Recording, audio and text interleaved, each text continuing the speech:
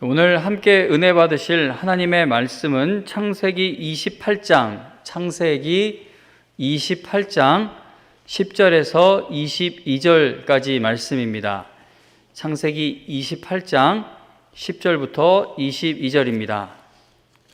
먼저 28장 10절부터 15절까지 보시겠습니다. 창세기 28장 10절에서 15절 하나님의 말씀 읽어드립니다.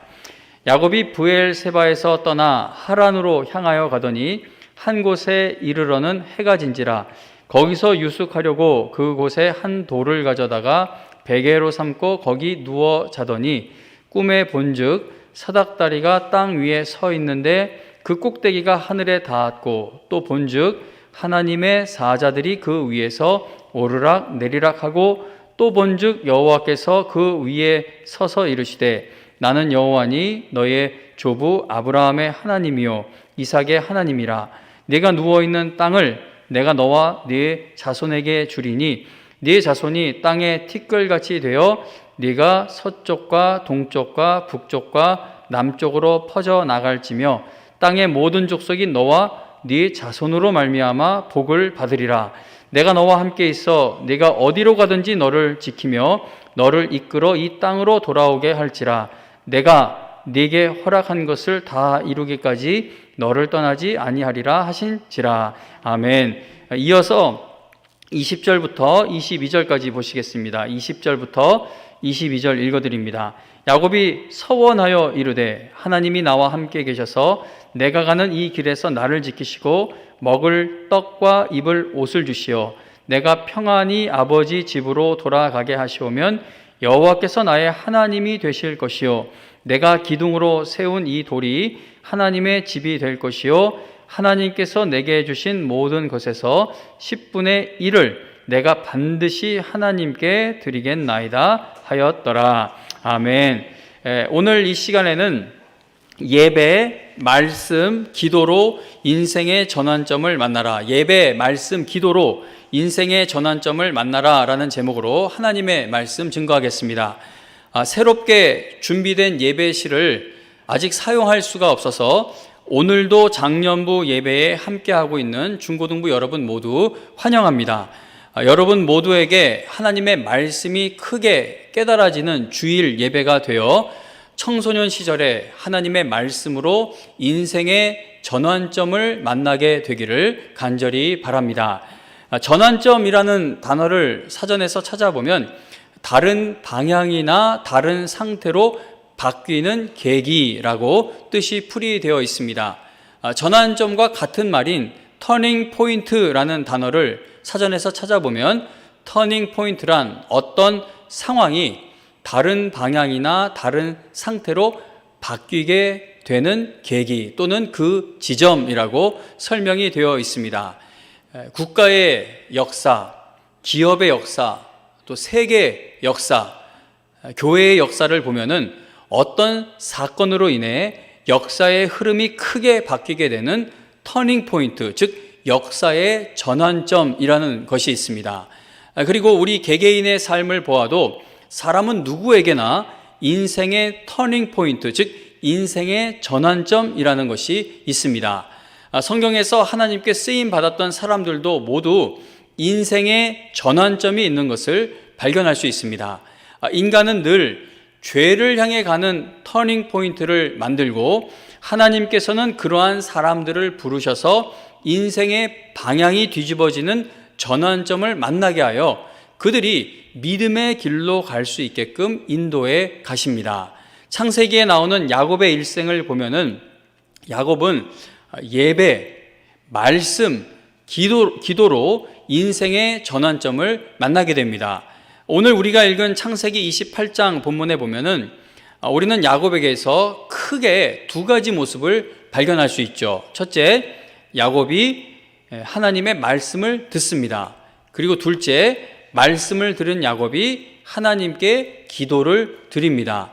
그래서 우리가 28장을 전체 읽지는 않았지만 지금 이 야곱에게 일어난 이 사건을 야곱이 하나님께 예배 드리는 것으로 볼 수 있습니다.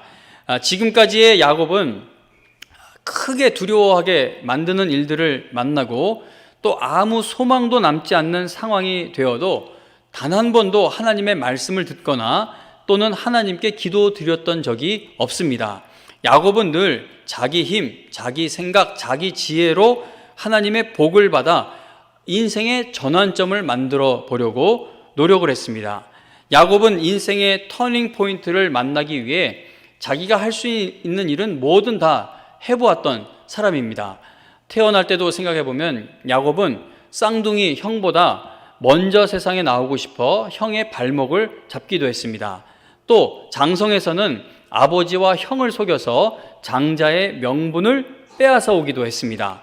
아버지와 형을 속인 야곱은 형에게 붙잡히면 죽게 될까봐 이제 도망자 신세가 된 것이죠.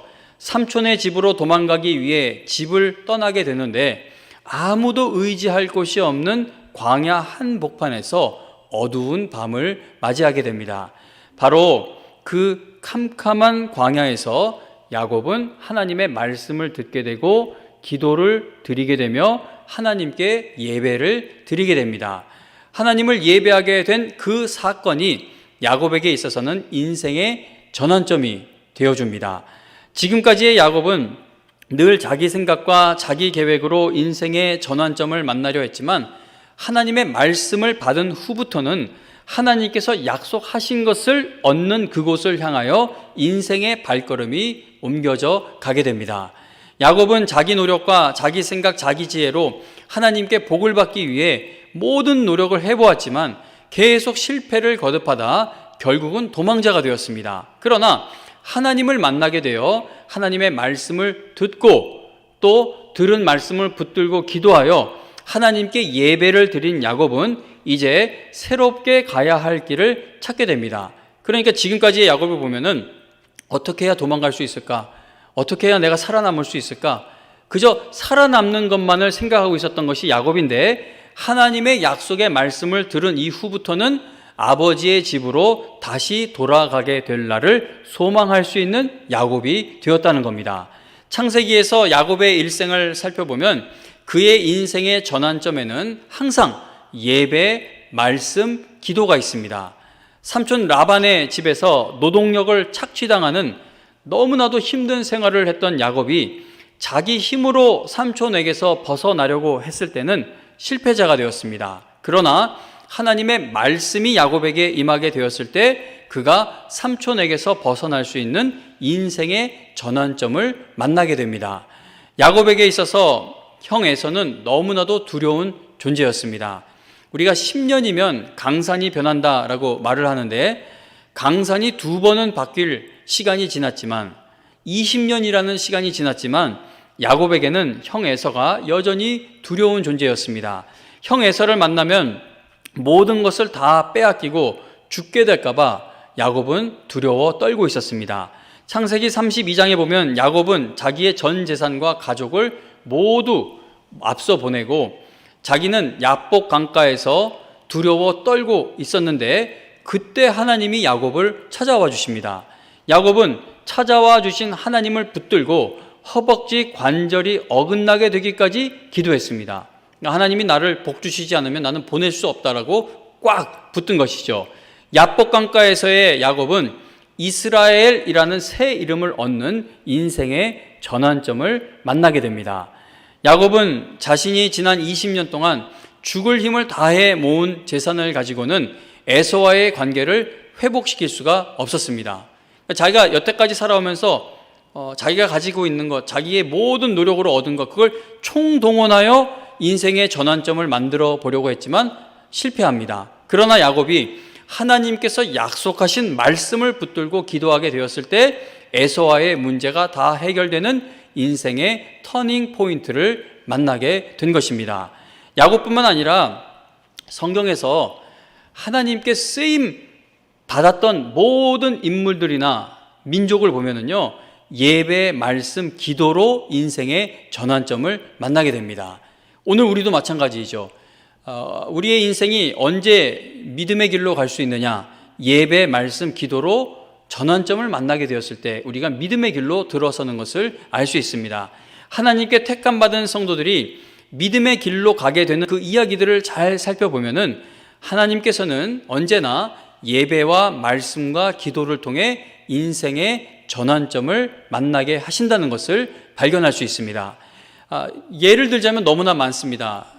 예를 들어 우상을 섬기는 집안의 사람이었던 아브라함이 약속의 땅을 향해 갈 수 있게 된 것은 하나님의 말씀이 그에게 임했기 때문이었죠. 하나님의 말씀을 듣게 된 것이 아브라함의 인생의 터닝 포인트가 된 것입니다. 모세가 이스라엘 민족을 구원하려는 꿈을 다 포기하고 광야에서 늙어가고 있었습니다.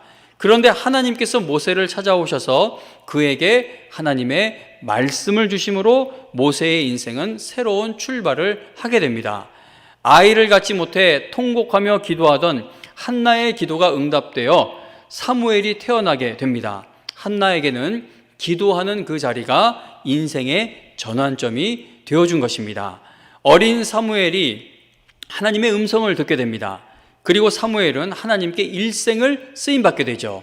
하나님의 말씀을 듣기 시작한 것이 사무엘의 인생의 터닝 포인트가 되어준 것입니다.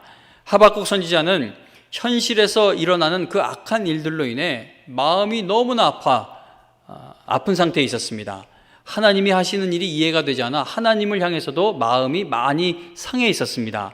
그러나 그가 하나님의 말씀을 듣고 그 말씀에 크게 은혜 받게 되었을 때 우리가 잘 아는 고백을 하죠. 비록 무화과나무가 무성하지 못하며 포도나무에 열매가 없으며 감람나무에 소출이 없으며 밭에 먹을 것이 없으며 우리의 양이 없으며 외양간에 소가 없을지라도 나는 여호와로 말미암아 즐거워하며 나의 구원의 하나님으로 말미암아 기뻐하리로다.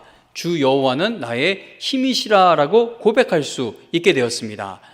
예수님께 부름받았던 제자들은 예수님의 말씀을 따라 나서게 되었을 때 신약 시대에 교회를 세우는 사도들이 되었습니다. 어부였던 사람도 있었고 사람들에게 멸시받는 세리였던 사람도 있었는데 그러한 자들이 하나님의 말씀을 따라가게 되었을 때 사도의 사명을 감당하게 되는 인생의 전환점을 만나게 되었다는 겁니다. 요한복음 4장에 보면 사마리아 여인도 예수님을 만나게 되어 주님의 말씀을 듣고 예수님께 자신의 그 아픈 마음을 드러내고 즉 기도를 드린 거죠. 그리고 사람들에게 예수님을 증거하여 데리고와 함께 예배를 드리게 됩니다. 6번이나 남편이 바뀔 정도로 상처가 가득했던 그 삶을 살았던 사마리아 여인은 예수님의 말씀을 듣고 하나님을 예배하게 됨으로써 인생의 전환점을 만나게 된 겁니다. 바울이 예수님을 믿는 사람들을 잡아 죽이기 위해 길을 가다가 하늘로부터 예수님의 음성을 듣게 됩니다. 예수님의 말씀을 듣게 된 바울 사도는 인생의 터닝 포인트를 만나게 됩니다. 복음 전하는 자들을 죽이는 길을 가던 바울이 이제는 복음을 전하는 길로 가는 사도로 쓰임을 받게 됩니다. 90세 가까이 다 된 노인이었던 요한 사도가 그 늙은 나이에 나이가 많은 그때에 유배지로 끌려가서 다시 한 번 더 하나님께 쓰임 받을 수 있는 힘을 내게 되었고 박해받으며 이단의 위협을 받고 있던 교회에 대한 흔들리지 않는 소망을 다시 가질 수 있게 되었던 것은 하나님께서 그에게 요한에게 하늘나라에서 지금 드려지고 있는 그 엄청난 예배와 기도와 찬양을 말씀으로 알려주셨기 때문이었습니다. 요한 사도는 유배지에서 혼자서라도 주일 예배를 드리다가 요한계시록의 그 놀라운 말씀을 계시를 받게 됩니다. 동료 사도들이 모두가 다 순교당하고 교회는 정말 큰 어려움을 당하고 있으며 자신은 유배지에 갇히게 되었지만 요한 사도는 그 절망의 상황에서도 예배, 말씀, 기도 생활을 지켜나갔을 때 하나님께서는 그에게 인생의 또 다른 전환점을 만나게 해 주셨다는 겁니다. 자, 성경에서 하나님께 쓰임받았던 사람들을 예를 들자면 너무 많아요. 오늘 집에 가셔서 성경 어느 인물의 삶을 찾아보셔도 하나님께 쓰임받은 사람들을 보면은 그들은 모두 예배, 말씀, 기도가 있었다는 겁니다. 성경에서 하나님께 쓰임받았던 인물들을 보면 그들은 고통과 고난과 그 절망의 자리에서도 끝까지 하나님을 예배하고 말씀의 은혜를 사모하며 기도하는 자리를 지킴으로 인해 인생과 사역의 전환점을 만나게 됩니다. 하나님께서는 오늘도 예배, 말씀, 기도 생활하는 성도들에게 인생의 전환점을 만나게 해주십니다.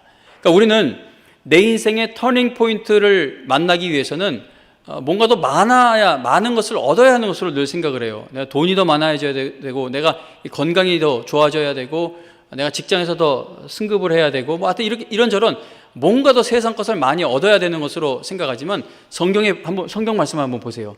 하나님께 쓰임 받았던 사람들은 권력으로 인생의 전환점을 찾은 것이 아니에요. 재력으로 또는 인맥으로, 어떤 명예로, 인기로 인생의 전환점을 만난 것이 아닙니다. 그들은 최악의 상황에서도 늘 하나님을 예배하고 하나님의 말씀을 붙들고 기도하였을 때 하나님께서 그들에게 인생의 전환점을 허락하셨다는 겁니다. 그리고 하나님은 오늘도 동일한 방법으로 우리의 인생의 전환점을 허락해 주고 계십니다. 약 한 달 전쯤 아버지께서 저에게 전화를 주셨습니다. 영광교회 원로 목사님이 저의 아버지이신데, 원로 목사님께서 이제 다시 탄자니아 선교지로 갈 수 있을 것 같다라는 소식을 저에게 전해주셨습니다. 지금 코로나19라는 질병이 전 세계를 뒤덮고 있는데, 이게 믿음이 제가 항상 약하잖아요. 아버지 막 갈 수 있다고 이제 막 좋아서 전화하셨는데, 제가 얘기하는 거예요. 지금 코로나19가 온 세상을 뒤덮고 있는데 어떻게 탄자니아로 다시 가셔서 사역하실 수 있겠느냐라고 여쭈어 보니까, 우리나라도 곧 백신 접종이 가능해진다고 하니까, 원로 목사님 나이가 많으시니까 우선순위에 들어가지 않습니까? 그래서 백신 접종이 가능해진다고 하니까 얼른 2번 맞으면 늦어도 올해 하반기에는 탄자니아로 다시 갈 수 있을 것 같다라고 말씀을 하십니다. 그래서 제가 아멘한 게 아니라 또 원로 목사님께 불안하지 않으시냐고, 다른 사람들 백신 맞는 것 좀 보시고 그거 맞고 어떤 증상이 나타나는지를 좀 확인 좀 하고 아버지도 접종하시는 것이 좋지 않겠냐라고 여쭈어 보았더니 그럴 시간이 없다고 하십니다. 하루라도 빨리 탄자니아로 가서 코로나 때문에 떠나와 그동안 멈추었던 사역을 완성해야 한다라는 겁니다. 본인 나이가 80 중반이 되었기 때문에 머뭇거리고 있을 시간이 없다는 것이죠. 그동안 원로 목사님의 탄자니아 사역을 힘써 도와주던 교회가 이제 더 이상 지원을 할 수 없게 된 상황입니다. 코로나 때문에 다들 어렵지 않습니까? 그래서 제가 원로 목사님께 그러니까 하나 믿음의 말을 하면 의심의 말을 또 하는 거예요. 또 원로 목사님께 선교지로 다시 가셔도, 백신 맞고 그렇게 가셔도 이전처럼 재정 지원 받을 수 있는 그런 상황도 아닌데 어떻게 사역을 이어가려고 하시는지 계획을 여쭈어 보았습니다. 그러자 원로 목사님은 올해 1월 초 어떤 일이 있었는지 말씀해 주시기 시작했습니다. 1월 초에 총신대 동창 모임에 가셨다고 합니다. 그런데 그 모임에서 만난 한 목사님 부부가 원로 목사님의 탄자니아 선교 이야기를 들으시더니 자기들도 그 사역에 동참하고 싶다는 겁니다. 그러면서 그 목사님 부부는 지금 탄자니아에 지으려고 하는 그 학교를 위해 1억 2천만 원의 헌금을 약속해 주셨다고 합니다. 근데 그 목사님도 은퇴하신 목사님이십니다. 헌금을 약속하신 목사님과 사모님은 그 큰 돈이 어떻게 생기게 되었는지를 이야기해 주셨습니다. 아주 오래전에 사두었던 땅을 팔게 되었는데 땅값이 많이 올라 땅을 판 돈으로 그동안 갖고 있던 빚을 전부 다 갚을 수 있게 되었다고 합니다. 그런데 빚을 다 갚고도 남는 그 금액을 탄자니아 선교에 전부 헌금을 하겠다는 겁니다. 그러면서 이제 사모님이 대표로 기도를 하시는데 그거 얼마나 감격스러워요. 그래서 사모님 좀 기도합시다 해서 사모님께 대표 기도를 부탁드렸더니 그 사모님이 기도하시는 내용 중에 이런 내용이 있습니다. 하나님 아버지, 우리는 돈이 없습니다. 그래서 우리는 자녀들을 금전적으로 도와줄 수 있는 방법이 없습니다. 하나님께서 우리 자녀들을 긍휼히 여겨 주셔야만 합니다. 우리의 자녀를 다 하나님 아버지께 맡깁니다 라고 기도를 했다고 합니다. 이게 성도님들 생각해 보세요. 돈이 그렇게 없다면, 하나님 도와달라고 할 정도면 1억 2천만 원을 자녀들에게 나누어 주거나 아니면 자기 노후 자금으로 좀 잘 챙겨 놓아야 통장에 입금해 놓는 것이 당연한 것이 아니겠습니까? 그러나 그 목사님과 사모님은 하나님의 일에 투자한 겁니다. 목사님과 사모님은 이러한 결정을 내렸다는 사실을 이제 자녀들에게 다 알려주었습니다. 그러자 자녀 중에 하나가 우물을 파는 곳에 사용해 달라고 하면서 1,000만 원 헌금을 약속했고, 또 다른 자녀 하나가 뻥튀기 기계 구입을 위해서 일단 최소 200만 원의 헌금을 약속해 주었다고 합니다. 그러면서 원로 목사님이 이 이야기를 말씀해 주시면서 기도 부탁을 하셨어요. 그러니까 아무리 약속을 해도 약속한 것이 정말 이루어지기까지는 모르는 일이기 때문에 기도 부탁을 하시는 겁니다. 이 진짜인지 모르겠는데 복덕방 하시는 분이 이런 얘기를 하신 분이 있어요. 그 계약하는 게 참 어렵대요. 계약하는 게 얼마나 어렵냐면 어떤 분은 계약서 다 사인하고 그리고 마지막에 도장만 꽝 찍으면 끝나는데 마지막 도장 찍으려다가 나 마음 바뀌었다고 계약을 파기하기도 한다고 합니다. 그래서 하나님께서, 제가 오늘 여러분들께도 기도 부탁드리는 것은 하나님께서 그 큰 헌금을 약속하신 그 목사님 부부에게 약속한 것을 지켜낼 수 있는 힘을 주시기를 위해 여러분들도 기도해 주시면 감사하겠습니다. 원로 목사님은 한국 나이로 84, 84세이십니다. 코로나19라는 팬데믹으로 인해 온 세상이 어려운 때입니다. 그러나 원로 목사님에게 오늘은 케냐, 내일은 아프리카, 모레는 세계, 오직 믿음으로 일하는 교회, 주님을 위해 낭비하는, 주님을 위해 허비하는 교회라는 마음의 소원을 주시고 부르짖어 기도하게 하시며 하나님을 예배하게 하신 하나님 아버지께서 계속해서 그 기도에 지금 응답을 해주고 계신 것입니다. 여러분들은 인생의 전성기가 언제였습니까? 우리가 나이 들면 그러잖아요. 내가 왕년에, 그죠? 그 왕년을 누가 알아요? 그래도 어쨌든 왕년에 내가 10년만 젊었어도 막 이런 얘기를 하지 않습니까? 그러니까 전성기가 지났다는 겁니다. 그러나 성도님 여러분, 하나님을 믿는 성도들은 끝까지 전성기예요.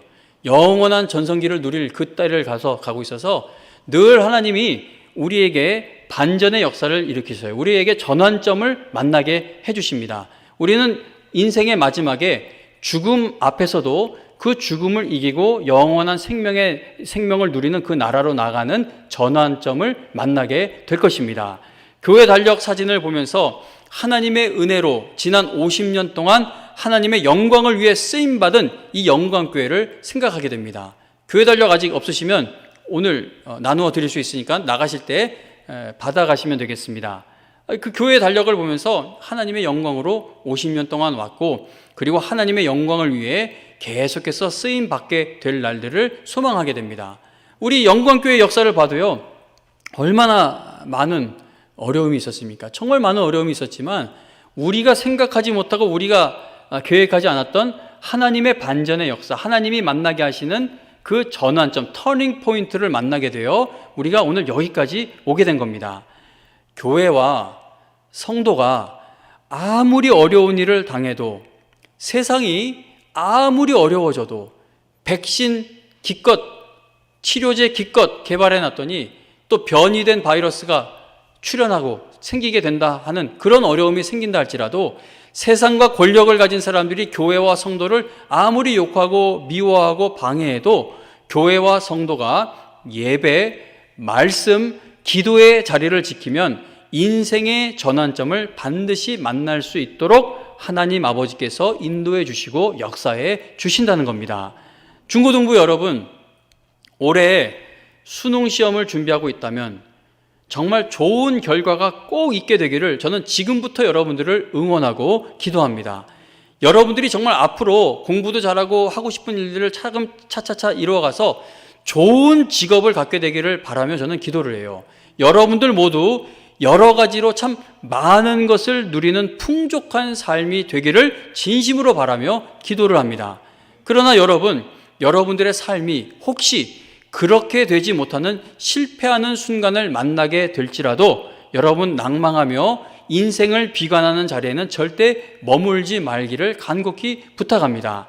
왜냐하면 하나님 아버지께서는요, 여러분들의 고난과 실패와 아픔까지도 다 인도해 가시며 인생의 전환점을 만나도록 역사해 주시기 때문입니다. 어떤 일을 당해도, 무슨 일을 당해도 예배, 말씀, 기도의 자리를 지키는 성도에게는 하나님께서 일으키시는 반전의 날, 즉 인생의 전환점을 반드시 만나게 될 것입니다. 하나님을 예배하며 하나님의 말씀을 사모하며 기도하는 시간을 가장 귀하게 여기는 성도는 하나님께 반드시 쓰임받되 하늘나라 가는 그날까지 하나님의 영광을 위해 쓰임받을 수 있다는 사실을 여러분 잊지 마시기 바랍니다. 저는 원로 목사님이 이야기를 드리는 거, 1억 2천만 원 이런 액수를 말씀을 드리는 것은 돈 많이 얻게 됐어요, 그걸 이야기하는 것이 아니라 이 공사대금, 공사에 꼭 필요한 돈을 하나님이 채워주시는 거잖아요. 근데 한참 왕성하게 사역할 때 하나님이 이렇게 거기서 더 뭘 주신 것이 아니라 아무도 돕는 자를 만날 수 없게 되었을 때, 사람들이 봤을 때 이제 80 중반이면은 하늘나라 가실 날이 점점 다가오는 것이지 않습니까? 그러한 때에 하나님이 이렇게 역사해 주시는 것을 우리가 보자는 것이죠. 인생 끝까지 가되 우리는 하나님께 쓰임받는 인생을 끝까지 가는 겁니다. 하나님을 예배하며 하나님의 말씀을 사모하며 기도하는 시간을 가장 귀하게 여기는 성도는 하나님께 쓰임을 받되 하늘나라 가는 그날까지 하나님의 영광을 위해 쓰임받는다는 사실을 여러분 절대 잊지 마시기를 바랍니다. 자, 그렇다면 여러분들께서는 예배, 말씀, 기도로 여러분들의 인생의 전환점을 만나게 될 수 있음을 믿고 계십니까? 지난 3주 동안 주일 설교 말씀 기억 못 하시죠? 저도 전해놓고도 잘 기억이 안 나요. 그러나 요점은 그거였어요. 예배가 참 중요합니다. 하나님의 말씀이 제일 중요합니다. 기도가 너무나도 중요합니다. 그게 지난 3주간의 말씀이었는데 여러분 정말 그 말씀을 믿으십니까? 하나님의 말씀을 믿어야 하나님이 역사하십니다. 몇 주 전에 성령 해석학이라는 책에서 저의 신앙을 돌아보게 만드는 이야기 하나를 읽게 되었는데 그 책에 있는 이야기를 여러분들께도 이 시간 읽어드리겠습니다. 아프리카의 한 지역으로 파송된 서구 선교사들은 그 선교지에 복음서만을 남겨두고 돌아온 후, 그러니까 이 성경책만을 전해주고 돌아온 후에 좀 세월이 흐른 후 그곳에 다시 찾아가게 되었을 때 신약 성경에서 일어난 일들과 같은 기적이 매일 일어나는 가운데 부흥하는 교회를 발견하는 경우가 있다고 합니다. 선교사들이 선교지에서 다 떠나고 나서야 성경에 나오는 기적들이 그곳에서 나타나게 되는 것은 이제 그곳에는, 그 선교지에는 성경에 나오는 기적 이야기들을 문자적으로 받아들이지 말라고 가르치는 선교사들이 없어졌기 때문이라는 겁니다. 그러니까 지금 이 말씀드린 것을 조금 더 쉽게 이해하기 위해 한 가지 예를 들어 말씀드리겠습니다. 인류학자인 제이콥 로웬이라는 사람은 파나마의 초코 부족민들과 함께 살면서 성경을 번역하는 중이었습니다. 선교사라고 부르진 않는데 아마 선교사님인 것으로 생각됩니다. 근데 하루는 추장의 아내인 아우렐리아노가 죽어가고 있었고 또 약을 구할 수도 없는 상황이었습니다. 이 로웬은 야고보서 5장 14절과 15절의 치유 약속을 그 부족의 언어로 번역까지 했지만 자신에게는 그 말씀을 의지하여 기도할 만한 믿음이 없다라고 느껴졌습니다. 자, 그럼에도 로웬은 야고보서 그 본문을 읽으면서 원주민 신자들과 함께 추장 아내가 되는 그분의 병이 낫기를 위해 기도하자 추장의 아내는 약간의 차도를 보이기 시작했습니다. 그러나 그 다음날 아침에 그녀가 다시 죽어가자 원주민 신자들은 로웬을 부르지 않는, 그러니까 선교사님을 부르지 않은 상태에서 야고보서 5장의 말씀대로 기름을 그녀에게 바르며 안수하며 기도했습니다. 그러자 이번에는 추장의 아내가 완전하게 회복이 되어 침상에서 일어나게 되었습니다. 추장은 하나님의 영이 자신의 아내에게 열병을 주는 그 영을 쫓아낸 것이다 라고 선언을 하며 행복해했습니다. 선교사님은 그 추장과 부족 사람들에게 지난번엔 우리를 불러 함께 기도했는데 이번에는 자신과 그의 서구 동료들, 그러니까 다른 선교사들을 왜 기도에 초대하지를 않았는지 물었습니다. 그러자 추장 아우렐리아노는 선교사님께 미안하다고 사과를 하면서도 이런 말을 했다고 합니다.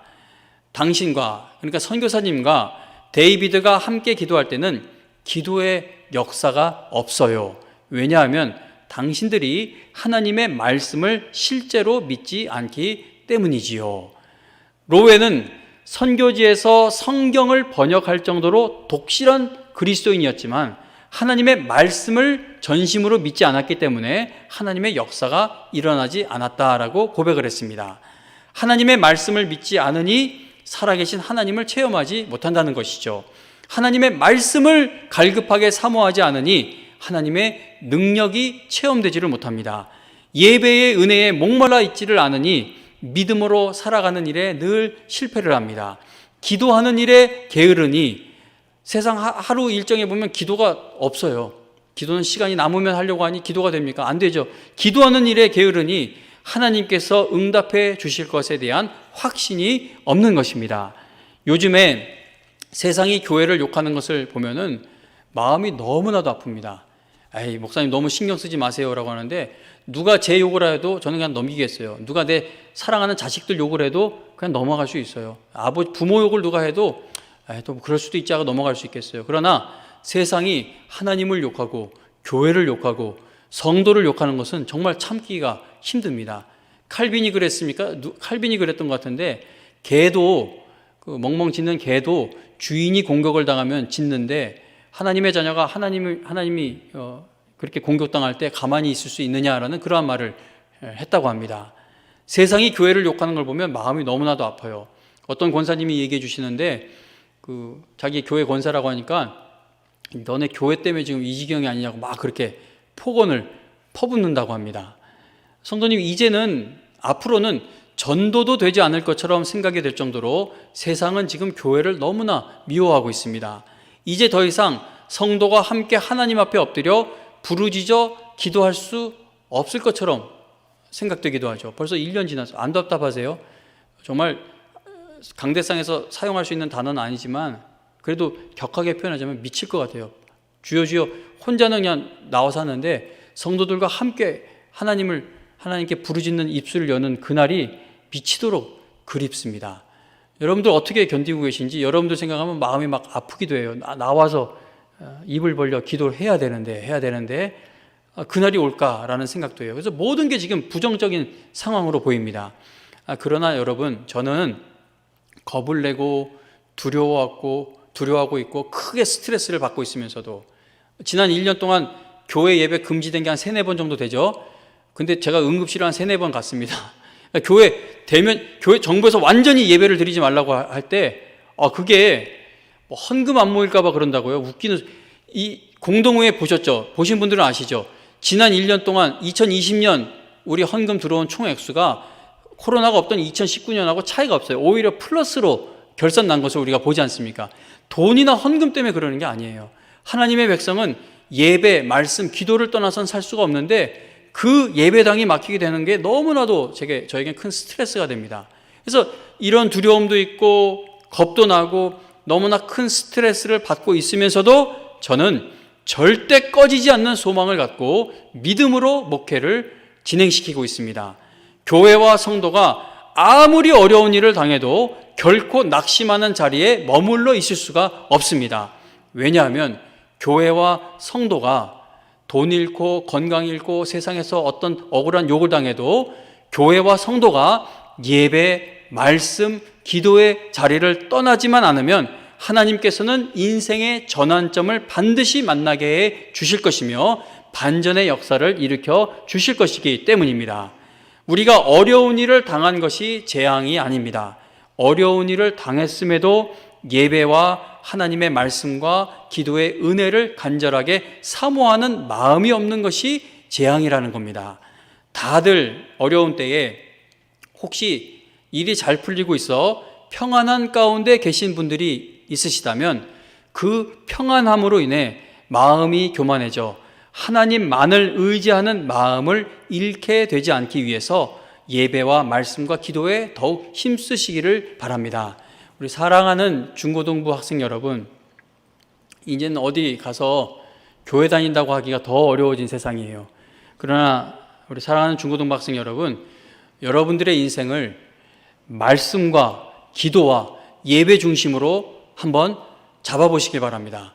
여러분들이 상상하지도 못했던 일, 여러분들이 생각하지도 못했던 일들이 하나님이 도와주심이 분명히 체험되는 날들이 있게 될 것입니다.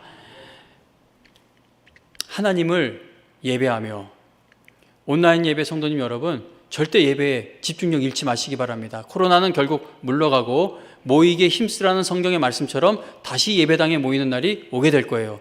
그때까지 온라인 예배 성도님 여러분들도 절대 예배의 집중력을 잃지 마시기 바랍니다. 하나님을 예배하며 하나님의 말씀을 사모하며 하나님께 기도 드리는 시간을 가장 귀하게 여기는 성도들이 다 되어 어떤 상황도 반전시키시는 하나님의 은혜로 인생의 새로운 전환점을 만나는 여러분과 제가 되기를 주님의 이름으로 축원합니다. 찬송가 390장 찬송 부르며 준비한 헌금 드립니다. 390장, 통일 찬송가는 444장입니다.